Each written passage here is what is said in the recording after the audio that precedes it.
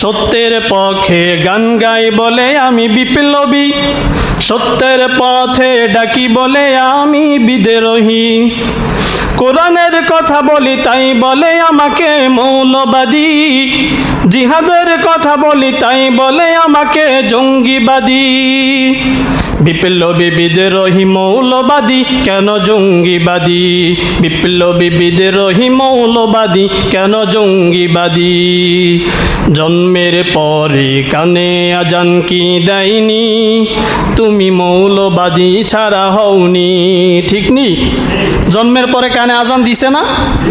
তখন তো মোল্লার কাছে দৌড়ায় গেছে, যখন জিহাদের কথা বলছে তখন মোল্লা জঙ্গি হয়ে গেছে। জন্মের পরে কানে আজান কি দেয়নি, তুমি মৌলবাদী ছাড়া হওনি।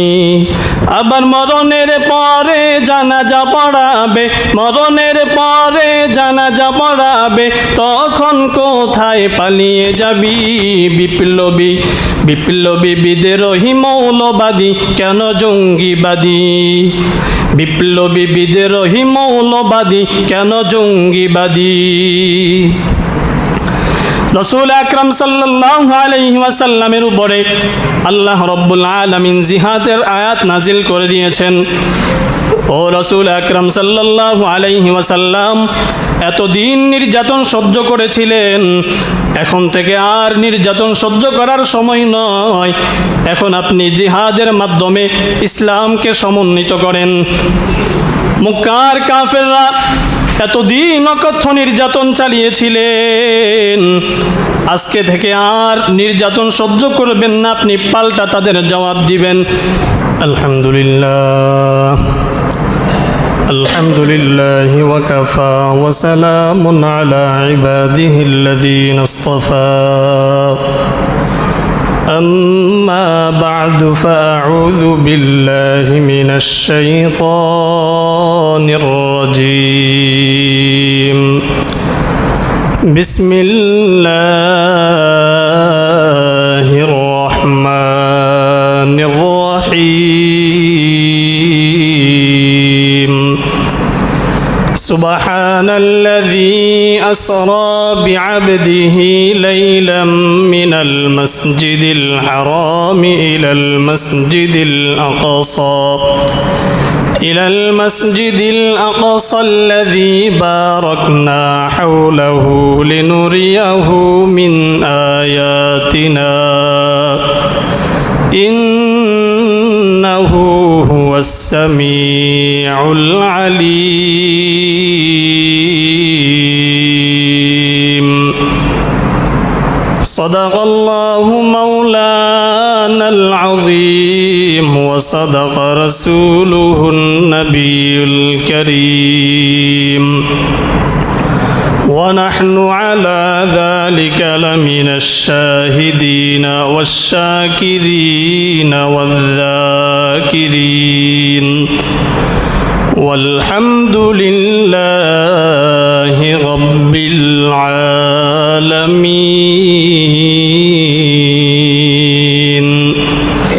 সকলে একটু মুহাব্বতে জিকির করি, লা ইলাহা ইল্লাল্লাহ, লা ইলাহা ইল্লাল্লাহ, লা ইলাহা ইল্লাল্লাহ। আসমানে আল্লাহ, জমিনে আল্লাহ, হায়াতে আল্লাহ, মৌতে আল্লাহ, লা ইলাহা ইল্লাল্লাহ, লা ইলাহা ইল্লাল্লাহ, লা ইলাহা ইল্লাল্লাহ। সিজদা করব না গায়রুল্লাহ, সিজদা করব এক আল্লাহ। আসমান জমিন গায়রুল্লাহ, জিন ফেরেশতা গায়রুল্লাহ, মাজার পূজার গায়রুল্লাহ। সিজদা করব না গায়রুল্লাহ, সিজদা করব এক আল্লাহ। লা ইলাহা ইল্লাল্লাহ, লা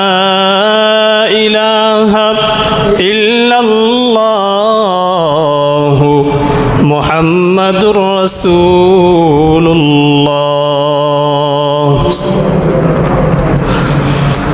মহান আল্লাহ রব্বুল আলমিনের দরবারে অসংখ্য অগণিত লাখ কোটি শুকরিয়া যে আল্লাহ রব্বুল আলমিন আমাদেরকে দুনিয়ার সমস্ত কাজ থেকে মুক্ত করে আল্লাহ রব্বুল আলমিনের ফরজ বিধান জুমার নামাজ আদায়ের জন্য মসজিদে এসে বসা, কিছু কথা বলা ও শোনার মতো তৌফিক আল্লাহ দান করেছেন। এজন্য মুসলমান হিসাবে ঈমানের আওয়াজ উঁচু করে কালিমাতুশ শুকর আদায় করি আলহামদুলিল্লাহ। লক্ষ কোটি দরুদ ও সালাম বিশ্ব মানবতার দূত শফিউল মুজরিমিন খাতামুন নবিয়্যিন সৈয়দুস সাকলাইন ইমামুল মুরসালিন শফিয়ে আযম রসুল আকরম রহমতে আলম নবিয়্যিল আরব ওয়াল আজম حبیب کبریا اشرف الانبیاء شفیع محشر ساقی کوثر آقا نامدر مدینہ کا تاجدار جناب حضرت محمد مصطفیٰ صلی اللہ علیہ وسلم উপর সাল্লাল্লাহু আলাইহি ওয়াসাল্লাম। আলোচনা চলছিল সিরাতুন নবী সাল্লাল্লাহু আলাইহি ওয়াসাল্লাম সম্পর্কে। সিরাতুন নবী, নবী আলাইহিস সালামের জীবন বৃত্তান্ত সম্পর্কে আলোচনা চলছিল। রসুল আকরম সাল্লাল্লাহু আলাইহি ওয়াসাল্লামকে মক্কা থেকে মক্কার কাফেররা অমানবিক নির্যাতন যখন শুরু করলেন, রসুল আকরম সাল্লাল্লাহু আলাইহি ওয়াসাল্লাম নিজের মাতৃভূমি ছেড়ে মদিনায় হিজরত করেছেন। হিজরতের পূর্বেই আল্লাহ রব্বুল আলামিন রসুল আকরম সাল্লাল্লাহু আলাইহি ওয়াসাল্লামকে এক নৈশ ভ্রমণের মাধ্যমে আল্লাহ রব্বুল আলামিন অত্যন্ত সম্মানিত করেছেন। আল্লাহ রব্বুল আলামিন বলেন, সমস্ত নবীদের আকাঙ্ক্ষা ছিল, সমস্ত নবীরাই চাইতেন আল্লাহ রব্বুল আলামিনের সাথে সরাসরি কথা বলার জন্য, আল্লাহ রব্বুল আলামিনকে এক নজর দেখার জন্য। মুসা আলাইহিস সালামও আল্লাহ রব্বুল আলামিনকে দেখার জন্য চাইছিলেন। আল্লাহ রব্বুল আলামিন বলে, ক্বালা লান তারানি, হে মুসা আমাকে দেখা সম্ভব না। মুসা আলাইহিস সালাম একটু গরম মেজাজে ছিলেন, আল্লাহ রব্বুল আলামিনকে দেখবেই, যে করেই হোক আল্লাহ রব্বুল আলামিনকে দেখবে। আল্লাহ রব্বুল আলামিন বলেন, ফাখলা'না আলাইকা ইন্নাকা বিল ওয়াদিল মুকদ্দাসি তুয়া, এটা পবিত্র তুর উপত্যকা, জুতাগুলো রেখে তুমি উপত্যকায় ওঠো।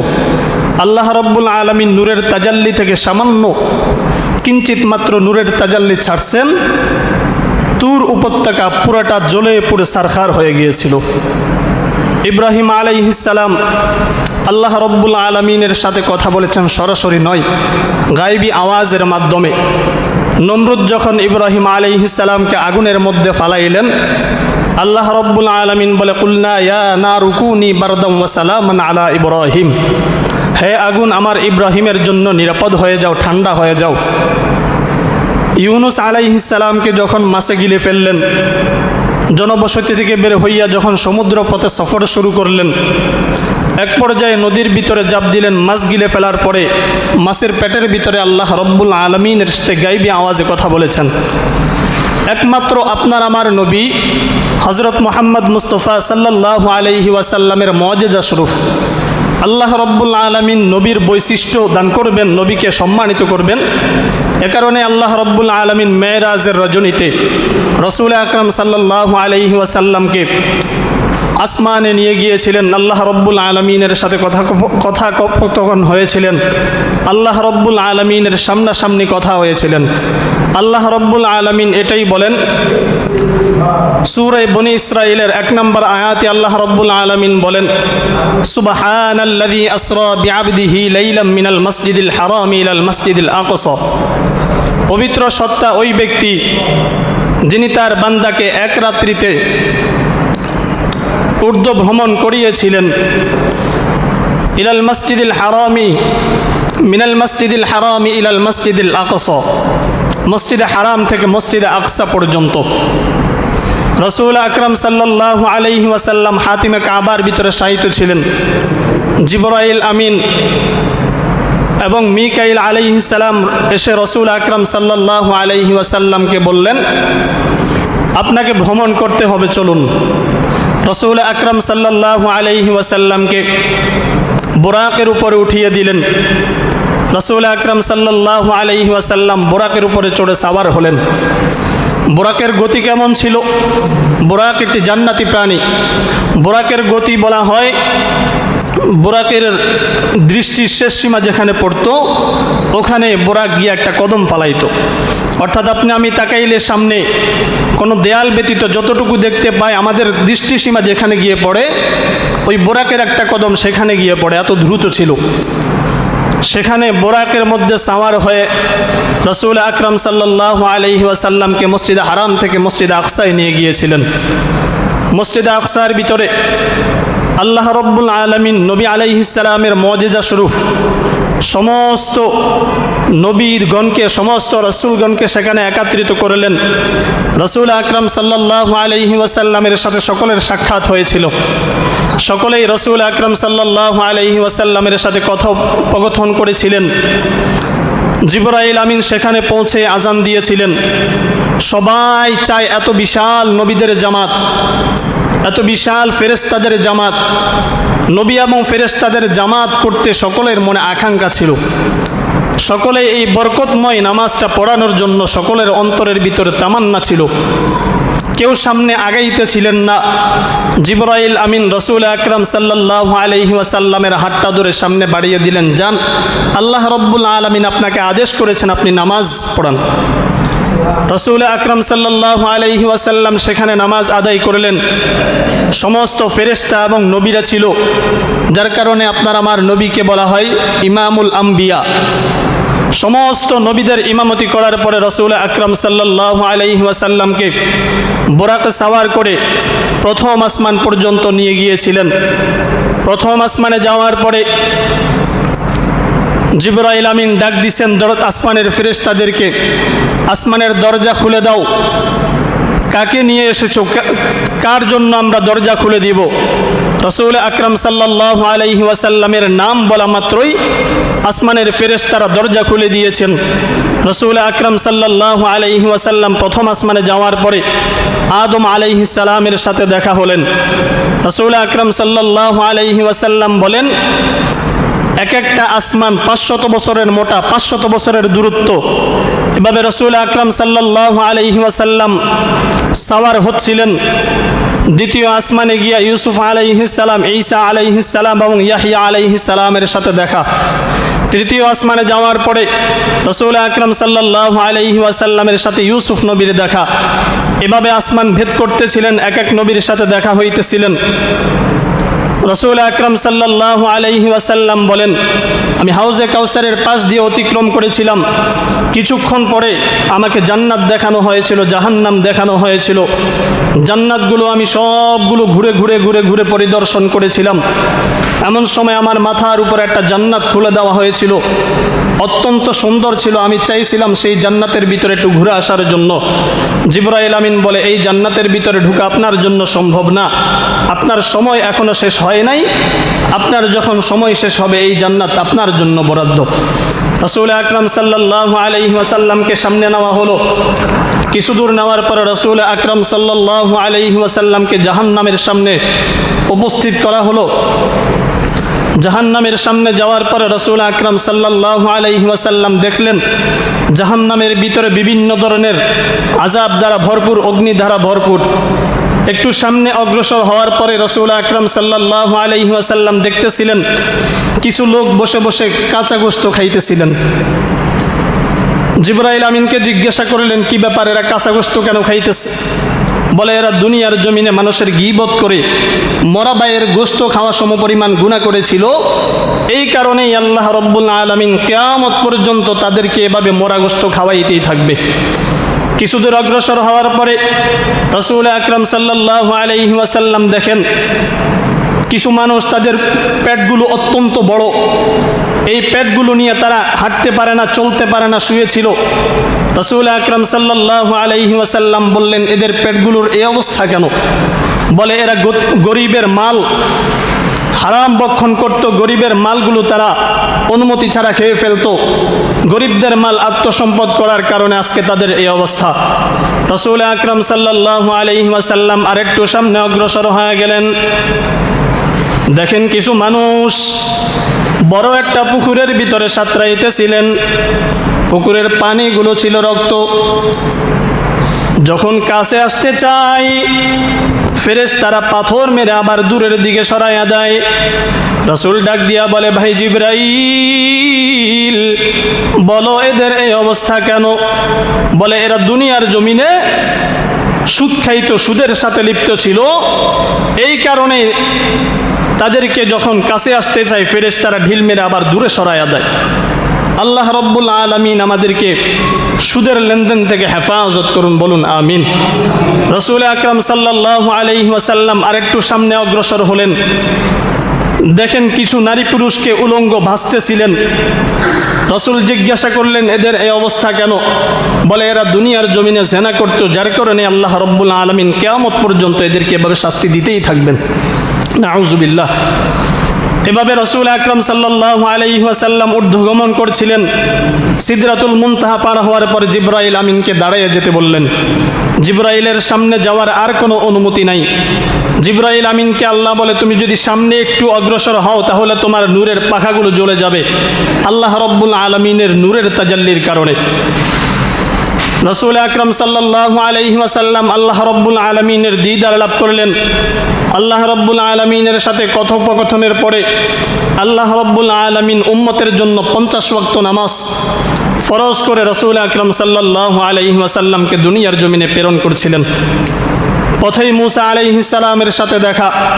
মুসা আলাইহিস সালাম ডাক দিয়া বললেন, আপনার উম্মতের দ্বারা 50 ওয়াক্ত নামাজ আদায় করা সম্ভব নয়, অতএব আপনি আল্লাহ রব্বুল আলামিনের দরবারে আবার যান, কিছু নামাজ কমায় আনেন। আল্লাহ রব্বুল আলামিনের দরবারে গিয়ে রাসূল আকরাম সাল্লাল্লাহু আলাইহি ওয়াসাল্লাম 10 করে নামাজ কমাইতেছিলেন। 5 ওয়াক্তে যখন আসলো মুসা আলাইহিস সালাম বলে, আবার যান, আরেকটু কমানোর চেষ্টা করুন, আপনার উম্মত এই 5 ওয়াক্ত নামাজ জামাতের সাথে আদায় করতে পারবে না। রাসূল আকরাম সাল্লাল্লাহু আলাইহি ওয়াসাল্লাম বলে, আমার দ্বারা আর সম্ভব না, আমি আল্লাহ রব্বুল আলামিনের কাছে যাইতে আমার কাছে লজ্জাবোধ হইতেছে, আমি আর যাইতে পারবো না। রাসূল আকরাম সাল্লাল্লাহু আলাইহি ওয়াসাল্লাম 5 ওয়াক্ত নামাজ নিয়ে চলে আসলেন। রাসূল আকরাম সাল্লাল্লাহু আলাইহি ওয়াসাল্লাম বলে, যেই বান্দা 5 ওয়াক্ত নামাজ জামাতের সাথে আদায় করবে আল্লাহ রব্বুল আলামিন তাকে 50 ওয়াক্ত নামাজ আদায় করার সওয়াব দান করবেন। রাসূল আকরাম সাল্লাল্লাহু আলাইহি ওয়াসাল্লাম ফজর হওয়ার পরে মক্কায় যখন আগমন করলেন, নৈশ ভ্রমণের কথা যখন মক্কার কাফেরদের কাছে বললেন, মক্কার কাফেররা হাতে তালি দিচ্ছিলেন, কেউ অবাক হয়ে গেছেন, কেউ হাসাহাসি করতেছেন। এক রাত্রিতে বাইতুল মুকাদ্দাস সফর করা, আবার আসমানে সফর করা, আল্লাহ রব্বুল আলামিনের সাথে দিদার, এটা পাগল ছাড়া অন্য কেউ হতে পারে না। রাসূল আকরাম সাল্লাল্লাহু আলাইহি ওয়াসাল্লামকে পরীক্ষা করার জন্য সবাই একাত্র হইলেন। রাসূল আকরাম সাল্লাল্লাহু আলাইহি ওয়াসাল্লামকে জিজ্ঞাসা করছিলেন, বলো বাইতুল মুকাদ্দাসে গিয়েছিলে, বাইতুল মুকাদ্দাস পাহাড় থেকে কত দূরে? বাইতুল মুকাদ্দাসের অবকাঠামো কেমন? বাইতুল মুকাদ্দাস দেখতে কেমন? রাসূল আকরাম সাল্লাল্লাহু আলাইহি ওয়াসাল্লাম সব দেখে দেখে তাদেরকে বর্ণনা দিচ্ছিলেন। তারা রাসূল আকরাম সাল্লাল্লাহু আলাইহি ওয়াসাল্লামের বর্ণনাগুলো পরিপূর্ণ সত্যায়ন পেলেন। অতঃপর তারা সামনে অগ্রসর হয়ে জিজ্ঞাসা করতে লাগলেন, বলো বাইতুল মুকাদ্দাসের দরজা কতটি, বাইতুল মুকাদ্দাসের জানালা কতগুলো? সাধারণত এক দেখায় এগুলো বর্ণনা করা সম্ভব না। আল্লাহ রব্বুল আলামিন নবীর মুজিজা স্বরূপ বাইতুল মুকাদ্দাসকে রাসূলের সামনে তুলে ধরলেন। রাসূল আকরাম সাল্লাল্লাহু আলাইহি ওয়াসাল্লাম দেখে দেখে এগুলোর বর্ণনা দিচ্ছিলেন। তখন মক্কার কাফেররা বলতেছে, রাসূল যা বলছে তা তো সত্য, তবে এটা পাগলের কাজ ছাড়া অন্য কিছু হতে পারে না, এক রাত্রে কিভাবে বাইতুল মুকাদ্দাসে যায়? সিদ্দিকে আকবর ডাক দিয়া বলেন, আমি রাসূলকে বিশ্বাস করি। সবাই সিদ্দিকে আকবরকে অত্যন্ত সম্মান করতেন। যখন আবু বকর বলছে আমি রাসূলকে সত্যায়ন করি, তখন কিছু নিম্ন শ্রেণীর লোকেরা রাসূলুল্লাহ সাল্লাল্লাহু আলাইহি ওয়াসাল্লামের উপর ঈমান নিয়ে আসলেন। রাসূল আকরাম সাল্লাল্লাহু আলাইহি ওয়াসাল্লামকে আরো প্রশ্ন করার জন্য তারা অগ্রসর হইলেন। বলো, সিরিয়া থেকে আমাদের কিছু কাফেলা মক্কায় আসতেছিলেন, অমুক কাফেলা কোন জায়গায় রয়েছে, অমুক কাফেলা কোন জায়গায় রয়েছে, যদি তুমি বলতে পারো তাহলে বিশ্বাস করব তুমি বাইতুল মুকাদ্দাসে গিয়েছো। রাসূল আকরাম সাল্লাল্লাহু আলাইহি ওয়াসাল্লাম বললেন, আবুয়া নামক স্থানে তোমাদের একটা কাফেলা, তার ভিতরে একটা লাল উট ছিল, আমি যখন তার পাশ দিয়ে অতিক্রম করতেছিলাম বুরাকের মাধ্যমে, তখন লাল ওটটা বুরাকের গতি দেখে ছুটাছুটি শুরু করলো। এভাবে রাসূল আকরাম সাল্লাল্লাহু আলাইহি ওয়াসাল্লাম তাদের 3টা কাফেলার বর্ণনা দিলেন। তাহলে বলো কোন সময়ে এসে আমাদের এই কাফেলাটা পৌঁছাবে? রাসূল আকরাম সাল্লাল্লাহু আলাইহি ওয়াসাল্লাম যেই বর্ণনা দিয়েছেন বুধবারে এসে পৌঁছাবে, তাদের কাফেলাটা ঠিক বুধবারে এসেই পৌঁছেছিল। তারা এই সব দেখার পরেও আবু জাহাল বলে উঠল, মুহাম্মদ সাধারণ জাদুঘর না, মুহাম্মদ বড় জাদুঘর। নাউজুবিল্লাহ।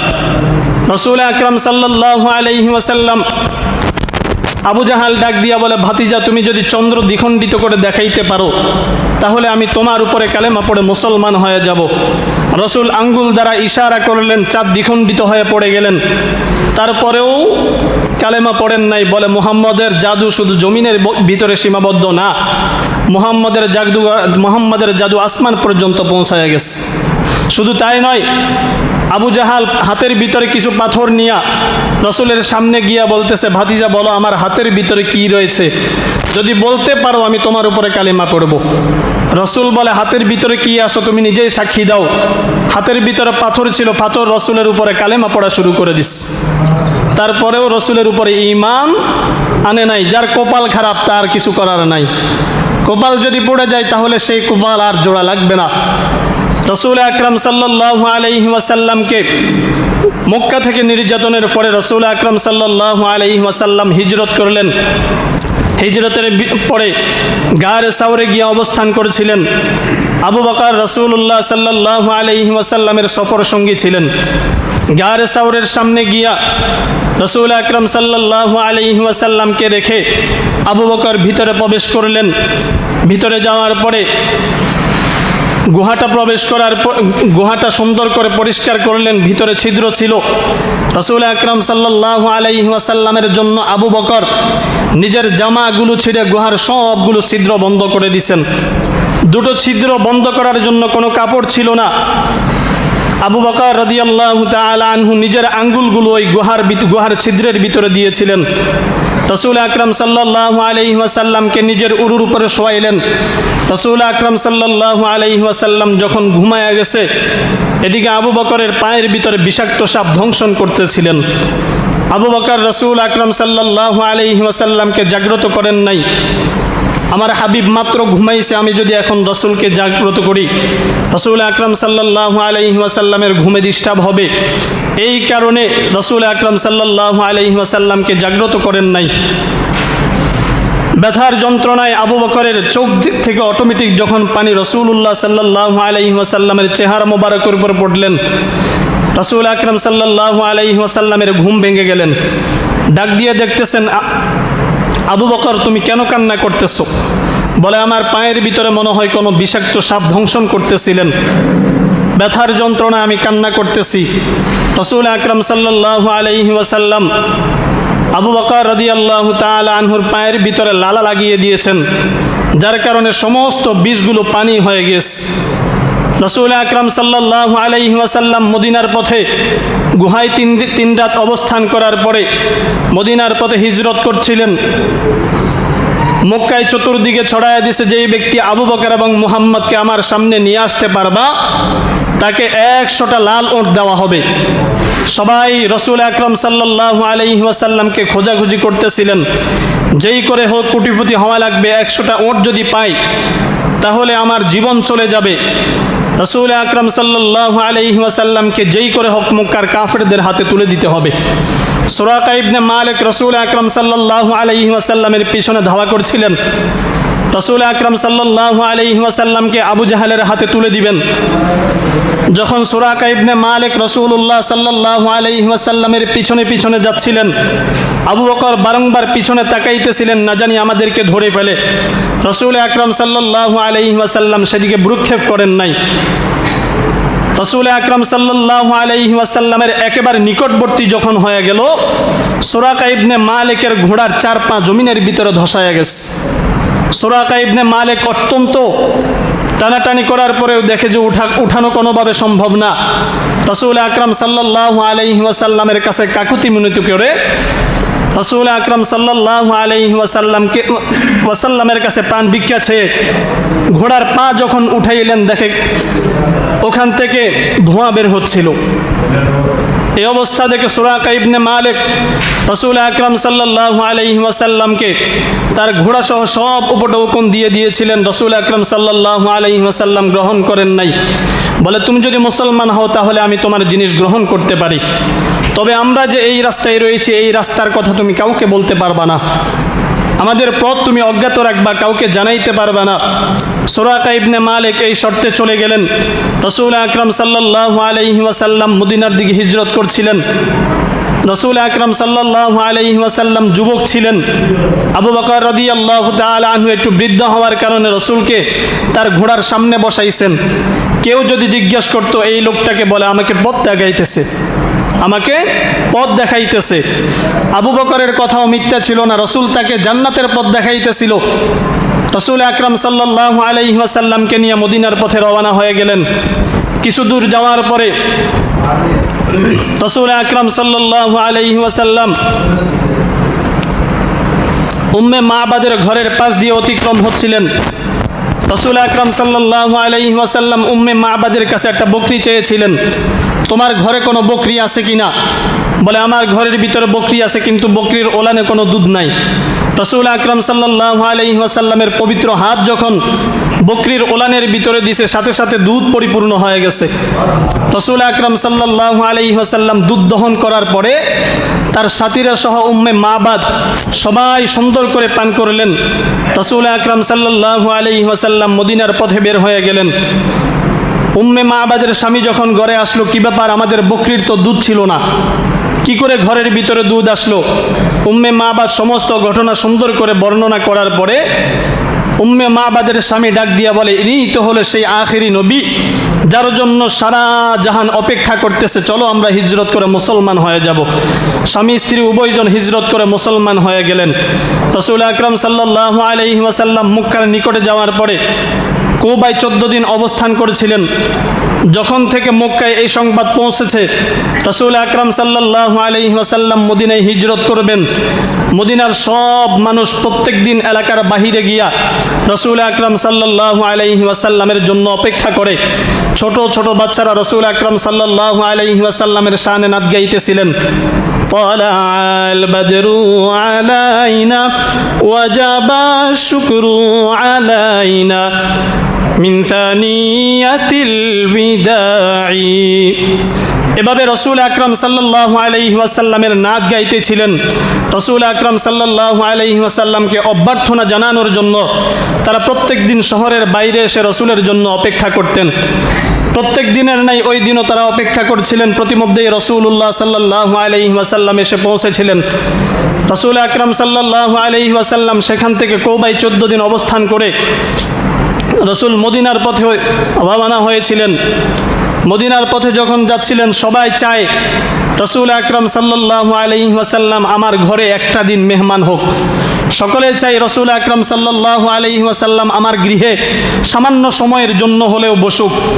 রসুল আকরাম বলেন, আমার ঘোড়ার লাগাম কেউ ধরবে না, আল্লাহ রব্বুল আলমিনের পক্ষ থেকে আদিষ্ট। এই ওট যেখানে গিয়ে বসবে সেখানেই আমি নামবো, এটা আল্লাহ রব্বুল আলমিন নির্ধারণ করে দিয়েছেন। অতঃপর রসুল আকরাম সাল্লাল্লাহু আলাইহি ওয়াসাল্লামের ওট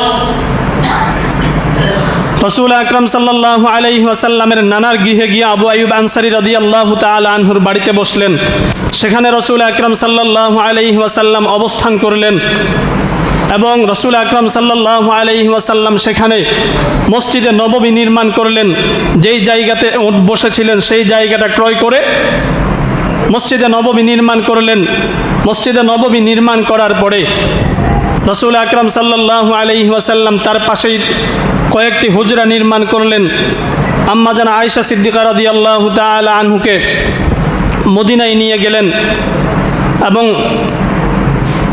উম্মে কুলসুম রাদিয়াল্লাহু তাআলা আনহাকে মদিনায় নিয়ে গিয়েছিলেন। রসুল আকরাম সাল্লাল্লাহু আলাইহি ওয়াসাল্লামের মেয়ে এবং স্ত্রীরা মদিনায় আগমন করলেন। এভাবে রসুল আকরাম সাল্লাল্লাহু আলাইহি ওয়াসাল্লাম মদিনাতে ছিলেন। রসুল আকরাম সাল্লাল্লাহু আলাইহি ওয়াসাল্লাম এত নির্যাতনের পরেও আল্লাহ রব্বুল আলামিন তরবারি তোলার জন্য আদেশ দেন নাই। যখন রসুল আকরাম সাল্লাল্লাহু আলাইহি ওয়াসাল্লাম মদিনায় পৌঁছালেন, সেখান থেকে হিজরি সন শুরু হয়। আল্লাহ রব্বুল আলামিন জিহাদের আয়াত নাজিল করেন। জিহাদের আয়াত যখন নাজিল করলেন, আল্লাহ রব্বুল আলামিন জিহাদের আয়াত নাজিল করে রসুলকে বললেন, এতদিন আপনি নির্যাতন সহ্য করেছিলেন, এখন থেকে আর নির্যাতন সহ্য করা লাগবে না। আপনি চাইলে কাফেরদের বিরুদ্ধে যুদ্ধ করতে পারেন। আল্লাহ রব্বুল আলামিন জিহাদকে ফরজ করে দিয়েছিলেন। বর্তমানে জিহাদের কথা যদি কয়, হুজুর জঙ্গি, কয়নি? জিহাদ আল্লাহ রব্বুল আলামিন ফরজ করে দিয়েছেন, কিন্তু এখন যদি জিহাদের কথা বলে, হুজুরকে জঙ্গি তকমা লাগায়। কোরআনের কথা বললে মৌলবাদী তকমা লাগায়। যখন ইসলামের দিকে দাওয়াত দেয়, তখন হুজুরদেরকে বিভিন্ন ধরনের টিটকারি করে। সত্যের পক্ষে গান গাই বলে আমি বিপ্লবী, সত্যের পথে ডাকি বলে আমি বিদ্রোহী। কোরআনের কথা বলি তাই বলে আমাকে মৌলবাদী, জিহাদের কথা বলি তাই বলে আমাকে জঙ্গিবাদী। বিপ্লবী বিদ্রোহী মৌলবাদী কেন জঙ্গিবাদী? বিপ্লবী বিদ্রোহী মৌলবাদী কেন জঙ্গিবাদী? জন্মের পরে কানে আজান কি দেয়নি? তুমি মৌলবাদী ছাড়া হওনি। ঠিক নি? জন্মের পরে কানে আজান দিছে না? তখন তো মোল্লার কাছে দৌড়াইয়া গেছে। যখন জিহাদের কথা বলছে, তখন মোল্লা জঙ্গি হয়ে গেছে। জন্মের পরে কানে আজান কি দেয়নি? তুমি মৌলবাদী ছাড়া হওনি। আবার মরণের পরে জানাজা পড়াবে, মরণের পরে জানাজা পড়াবে, তখন কোথায় পালিয়ে যাবি? বিপ্লবী বিপ্লবী বিদ্রোহী মৌলবাদী কেন জঙ্গিবাদী? বিপ্লবী বিদ্রোহী মৌলবাদী কেন জঙ্গিবাদী? রসুল আকরাম সাল্লাল্লাহু আলাইহি ওয়াসাল্লামের উপরে আল্লাহ রব্বুল আলামিন জিহাদের আয়াত নাজিল করে দিয়েছেন। ও রসুল আকরাম সাল্লাল্লাহু আলাইহি ওয়াসাল্লাম, এতদিন নির্যাতন সহ্য করেছিলেন, এখন থেকে আর নির্যাতন সহ্য করার সময় নয়। এখন আপনি জিহাদের মাধ্যমে ইসলামকে সমন্বিত করেন। মক্কার কাফেররা এতদিন অকথ্য নির্যাতন চালিয়েছিলেন, আজকে থেকে আর নির্যাতন সহ্য করবেন না, আপনি পাল্টা তাদের জবাব দিবেন। আল্লাহ রব্বুল আলামিন জিহাদ ফরজ করে দিয়েছিলেন। প্রথম যুদ্ধেও কয়েকটা জিহাদ যুদ্ধ হয়েছিলেন। জিহাদটা দুই ভাগে বিভক্ত। সারিয়া গাজওয়া, রসুল আকরাম সাল্লাল্লাহু আলাইহি ওয়াসাল্লাম যেই সকল যুদ্ধের ভিতরে অংশগ্রহণ করেছিলেন, ওই সকল যুদ্ধকে গাজওয়া বলা হয়। মোট 23টি গাজওয়া হয়েছিল, যেগুলোর ভিতরে রসুল আকরাম সাল্লাল্লাহু আলাইহি ওয়াসাল্লাম সশরীরে উপস্থিত ছিলেন। তার ভিতরে 9টার ভিতরে যুদ্ধ হয়েছে, বাকিগুলোর ভিতরে যুদ্ধ ছাড়াই বিজয় লাভ করেছেন। এবং 43টা সারিয়া হয়েছিল। রসুল আকরাম সাল্লাল্লাহু আলাইহি ওয়াসাল্লাম দল বানাইয়া পাঠাইছে, বিভিন্ন বড় বড় সাহাবীদেরকে নেতা বানাইয়া যুদ্ধের জন্য পাঠিয়েছিলেন। দ্বিতীয় হিজরিতে বদরের যুদ্ধ সংগঠিত হয়েছিল এবং আল্লাহ রব্বুল আলামিন মুসলমানদের জন্য কাবাকে নির্ধারণ করে দিয়েছিলেন। দ্বিতীয় হিজরির পূর্বে সমস্ত মুসলমান বাইতুল মুকাদ্দাসের দিকে মুখ করে সকলেই নামাজ পড়তেন। রসুল আকরাম সাল্লাল্লাহু আলাইহি ওয়াসাল্লামের দিলের তামান্না ছিল আমরা বাইতুল্লাহর দিকে তাকাইয়া নামাজ পড়ব। একদিন রসুল নামাজের ভিতরে দাঁড়াইয়া গেছেন, বারংবার রসুল আসমানের দিকে তাকাইতেছিলেন। ফাওয়াল্লু উজুহাকুম শাতরা, বারংবার রসুল আসমানের দিকে তাকাইতেছিলেন। আল্লাহ রব্বুল আলামিন জিবরাইল আমিনকে পাঠাইয়া বললেন, তোমাদের মুখগুলো কেবলামুখী করে নাও। ফাইনামা তুয়াল্লু ফাসাম্মা ওয়াজহুল্লাহ, যেই দিকে তাকাইবা সেই দিকে আল্লাহ, তবে তোমাদের বর্তমান চেহারাটা তোমরা বাইতুল্লাহর দিকে করে নাও। সেখান থেকে বাইতুল্লাহ দ্বিতীয় হিজরিতে নির্ধারণ করা হয়েছেন। এর পূর্বে মুসলমানরা বাইতুল মুকাদ্দাসের দিকে তাকাইয়া নামাজ পড়তেন। দ্বিতীয় হিজরি সনে বদর যুদ্ধ সংগঠিত হয়েছিল। রাসূল আকরাম সাল্লাল্লাহু আলাইহি ওয়াসাল্লাম মদিনাতে আসার পরে মদিনাকে ইসলামের শহর বানানোর জন্য বিভিন্ন ধরনের চেষ্টা প্রচেষ্টা করতেছিলেন। যখন রাসূল আকরাম সাল্লাল্লাহু আলাইহি ওয়াসাল্লামের নিকট সংবাদ পৌঁছায়া গেছে মক্কার কাফেররা তাদের ব্যবসায়িক মাল সিরিয়া থেকে মদিনার মক্কার দিকে রওনা হয়ে গেছেন, যদি কাফেরদেরকে প্রতিহত করতেই হয় তাহলে তাদের ব্যবসাগুলোকে বন্ধ করা লাগবে। যদি তাদের ব্যবসা বন্ধ করা যায় তাহলে কাফেররা নির্মূল হবে, তাদের শক্তি কমে যাবে। রাসূল আকরাম সাল্লাল্লাহু আলাইহি ওয়াসাল্লামের নিকটে এই সংবাদ পৌঁছানোর পরে 313 জনের একটা কাফেলা কিংবা 317 বা 313 এই কাফেলা নিয়ে রাসূল আকরাম সাল্লাল্লাহু আলাইহি ওয়াসাল্লাম বদর প্রান্তরে রওনা হয়ে গিয়েছিলেন।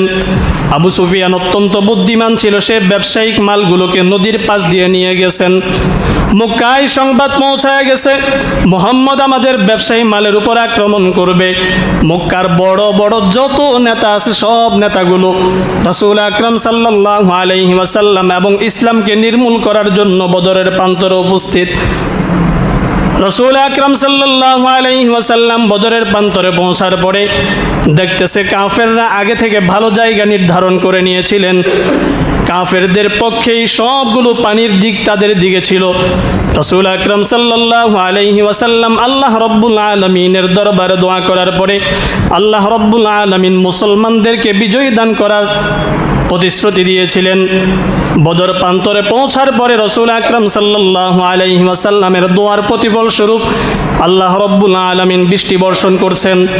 বৃষ্টির পরে মুসলমানদের দিক বালুকাময় ছিল, যার কারণে বৃষ্টি পড়ার সাথে সাথে সুন্দর করে শক্ত হয়ে গেছে।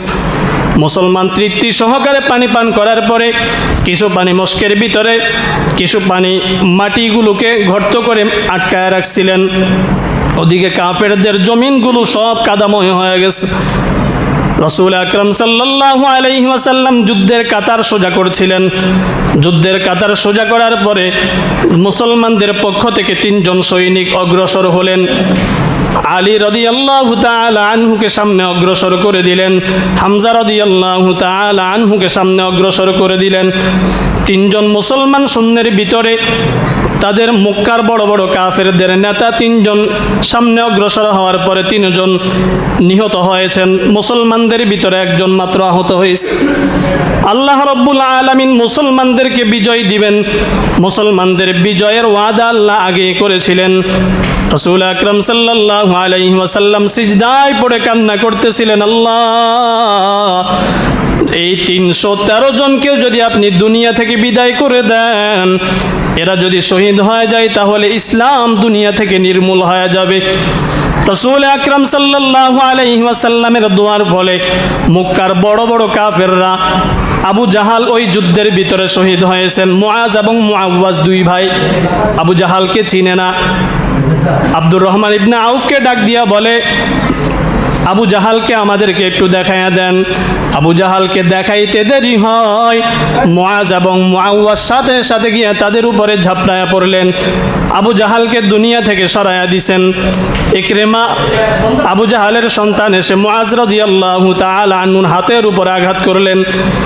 মুআজ রাদিয়াল্লাহু তাআলা আনহুর হাতটা পরিপূর্ণ কেটে গেছেন, সামান্য চামড়ার সাথে ঝুলেছিলেন। মুআজ রাদিয়াল্লাহু তাআলা আনহু যুদ্ধ করতে অসুবিধা হয়, এ কারণে তার হাতটাকে নিজের পায়ের তলে দিয়ে হাতটা টেনে ফালাইয়া জিহাদ করেছেন। আল্লাহ রাব্বুল আলামিন মুসলমানদের বিজয় দান করলেন। মক্কার বড় বড় 70 জন নেতাকে রাসূল আকরাম সাল্লাল্লাহু আলাইহি ওয়াসাল্লাম বন্দী করেছেন। আল্লাহ রাব্বুল আলামিন এইভাবে যুগে যুগে মুসলমানদেরকে সাহায্য করেন। মুসলমানদেরকে বিভিন্ন দলের মাধ্যমে বিভিন্ন কৌশলে আল্লাহ রাব্বুল আলামিন সাহায্য করেন। মুসলমানরা যতগুলো যুদ্ধ করেছেন তার ভিতরে শুধু উহুদের প্রান্ত ছাড়া যতগুলো যুদ্ধ করেছেন সবগুলো যুদ্ধের ভিতরে আল্লাহ রাব্বুল আলামিন বিজয় দান করেছেন।